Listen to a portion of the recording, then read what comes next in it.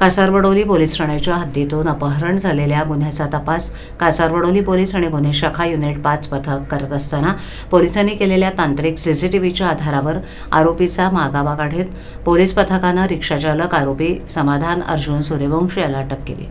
त्याच्या चौकशीत त्यानं अल्पवयीन मुलीचं अपहरण करून तिची ओढणीनं गळा ओढून हत्या केल्याची कबुली दिली आहे।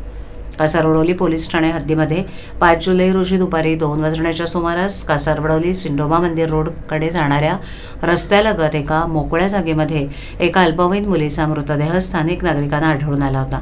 मुलीच्या गळ्याला ओढणी घट्ट ओढून गुंडाळलेली असल्यानं तिचा खून करण्यात आला असल्याचं स्पष्ट झालं। त्यानंतर कासारवडोली पोलिसांनी या प्रकरणी अज्ञात आरोपी विरोधात खुनाचा गुन्हा दाखल केला होता।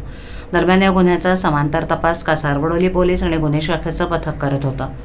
पोलीस पथकानं मिसिंग तक्रारची माहिती विविध पोलीस ठाण्यातून जमा केली, तेव्हा कालवा पोलीस ठाण्याच्या हद्दीतील एक अल्पवयीन मुलगी मिसिंग असल्याची तक्रार दाखल करण्यात आल्याची माहिती समोर आली।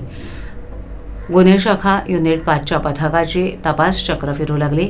कळव्यातून अल्पवयीन मुलगी मिसिंगची तक्रार दाखल असल्याची माहिती मिळताच पोलीस पथकानं मुलीच्या घराजवळील सीसीटीव्हीचं फुटेज तपासलं। पोलीस पथकानं घर ते अगदी कासारवडोलीपर्यंतचे 100 पेक्षा अधिक सीसीटीव्ही फुटेज तपासले।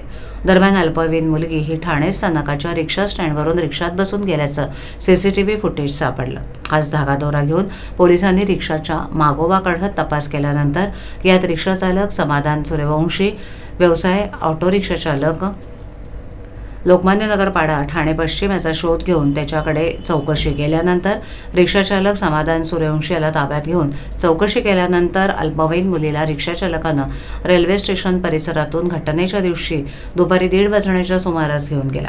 भिवंडी त्यानंतर घोडबंदर रोड इथे तिला आणून तिच्या ओढणीनं गळा ओढून हत्या केल्याचा प्रकार समोर आलाय। यात सीसीटीव्हीनं खुनाचा वाचा फोडली।